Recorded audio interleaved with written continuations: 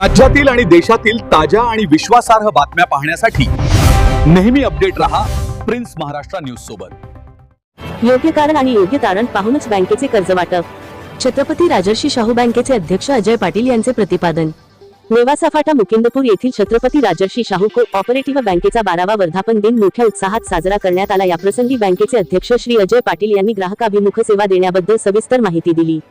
सध्याच्या परिस्थितीमध्ये बँकेकडे 1490 कोटी ठेवीच्या स्वरूपात असून 879 कोटी कर्ज वाटप झाल्याची माहिती श्री पाटील यांनी दिली। बँकेने नेहमीच तळागाळातील आर्थिक दुर्लभ घटकांसाठी वेगवेगळ्या योजना अंतर्गत आर्थिक स्वरूपात तसेच सामाजिक कार्याबाबत नेहमीच अग्रेसर मदत केली असल्याचे यावेळी त्यांनी सांगितले। योग्य कारण आणि योग्य तारण हेच बँकेचे मुख्य वैशिष्ट्य असल्याचे त्यांनी नमूद केले। यावेळी मोठ्या प्रमाणात उपस्थित असलेल्या सभासद आणि खातेदारांनी बँकेचे कर्मचारी अतिशय प्रेमळ आणि योग्य सेवा देत असून एका छोट्या रोपट्याचे वटवृक्षांमध्ये रूपांतर त्यांच्यामुळेच झाले असल्याचे सांगितले।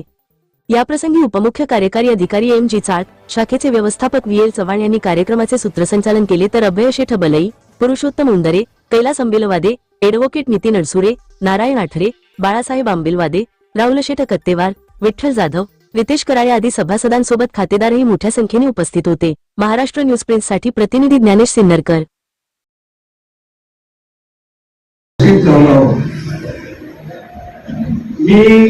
गेली 10 वर्षापासून या बँकेचा ठेवीदार आहे, सदस्य आहे। माझे मित्र कमलेश ओसवाल साहेब यांनी मला प्रेरित केलं आणि मी या बँकेचा ठेवीदार झालो, सदस्य झालो। असा या बँकेशी मला आलेला अनुभव अतिशय चांगला आहे। मी जेव्हा या बँकेमध्ये येतो तेव्हा ज्येष्ठ नागरिक म्हणून या बँकेचे सर्व कर्मचारी मला मदत करतात। चव्हाण साहेब तर मला इकडं जाऊच देत नाही, त्यांच्या समोर बसूनच माझं काय काम असेल ते विचारतात आणि करून घेतात। त्यांच्याप्रमाणे सर्व कर्मचारी या ठिकाणचे अतिशय चांगले आहेत। किती चांगली जाती त्या बँकेची माउथ पब्लिसिटी समाजात होत असते आणि आपली राजश्री शाहू बँक आहे त्याचा सुद्धा खूप अतिशय चांगला आहे।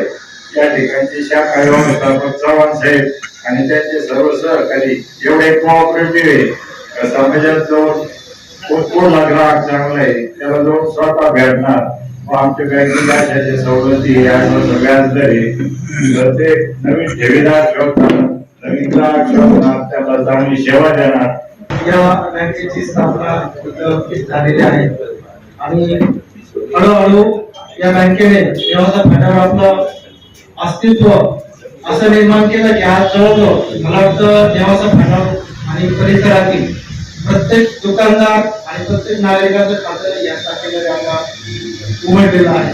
कर्जरोखे असतील किंवा चालू खाते असतील, तर या बँकेत आपण ग्राहक प्रवास का घेतो याच्याबद्दल तुम्हाला काळे साहेबांनी आता माहिती सांगितलेली आहे। आपल्याकडे ज्यावेळेस आम्ही इथं शाखेला व्हिजिट द्यायला येतो त्यावेळेस जनरली ज्या माणसाचे काम असतात त्यावेळेस लोकांच्या भेटी होतात, बाकीच्या लोकांच्या भेटी होत नाही। मग कुठला तरी एक दिवस पाहिजे की ज्यावेळेस सर्व लोकांना मेसेज गेला पाहिजे ग्राहकाला, ग्राहकाच्या काही अडचणी असतील त्या संचालक मंडळापर्यंत पोहोचल्या पाहिजेत आणि त्या योग्य असतील, नियमानुसार असतील, त्याच्यामध्ये निश्चित बदल करता येत असेल तर आपण केला पाहिजे। हा एक व्यापक दृष्टिकोन ठेवून आपले संस्थापक अध्यक्ष श्री आप्पासाहेब यांनी ग्राहक मेळाव्याची संकल्पना चालू केली। आपल्या 46 शाखा आहेत आणि संपूर्ण महाराष्ट्र हे आपलं कार्यक्षेत्र आहे। जवळपास 20,000 एवढे आपले सभासद आणि भागधारक आहेत। अर्बन कोऑपरेटिव्ह बँक असल्यामुळे दरवर्षी आपली वार्षिक सर्वसाधारण सभा ही बीड येथे होत असते। पण सर्व सभासद त्या वार्षिक सर्वसाधारण सभेला उपस्थित राहू शकत नाहीत, कारण बीड पासून काश्मीरा आणि किगुरी या शाखेचं तुम्ही जर अंतर बघितलं तर 450 ते 500 किलोमीटर एवढं अंतर आहे। तर मग आपण तिथं गेलं पाहिजे. आपण वेगवेगळे कार्यक्रम पण आयोजित करत असतो आणि संवाद साधला पाहिजे. या दृष्टिकोनातून आपण ग्राहक मेळावा आयोजित करतो. बँक चालवत असताना RBIच्या गाईडलाईन्स आणि सहकार खात्याच्या नियम या दोन्हीचा समन्वय साधून आपल्याला बँकिंग व्यवसाय करावा लागतो. खात्याच्या शाखेमधून जवळपास आपण 19 कोटी एवढं कर्ज आपण वाटप केलेलं आहे. आणि मला आपल्याला सांगावंच वाटतं, आणखी जर आपल्याकडे चांगले योग्य तंत्रज्ञान असतील निश्चितच आपण त्यांना आणखी कर्ज पुरवठा करण्यास तयार आहोत. कारण आपल्याकडं बँक स्थापनेपासून आपल्याला कधी ठेवी गोळा करण्याची कधी वेळ आली नाही, पण कर्ज वाटप करण्यासाठी मात्र आपल्याला सातत्याने मार्केटिंग करावं लागते किंवा चांगले ग्राहक शोधावं लागत असतात. जे लोक आपले EMI रेग्युलर भरतील त्या लोकांना संचालक मंडळाने 1% रिबीट ही योजना चालू केली आणि मग त्यांनी आपले कर्ज व्यवस्थित भरावे. त्यांनी भरल्यानंतर त्यांना त्याचा 3,54,000 एवढी आपण सूट ग्राहकाला दिलेले आहे. 45 खात्याच्या मार्फत ती सूट आपल्याला मिळालेली आहे. आपण पण ज्यांना मिळेल नसेल त्यांनी पण आपले रेग्युलर भरावेत, त्यांना पण निश्चितच त्याचा फायदा होईल. त्यामधून 850 कोटी रुपये लोन वाटप केलेलं आहे. आणि विविध क्षेत्रातील विविध प्रकारचे उद्योग, त्याचप्रमाणे कृषी आधारित उद्योगाला सुद्धा आपण फार मोठ्या प्रमाणात कर्ज पुरवठा उपलब्ध करून दिलेला आहे.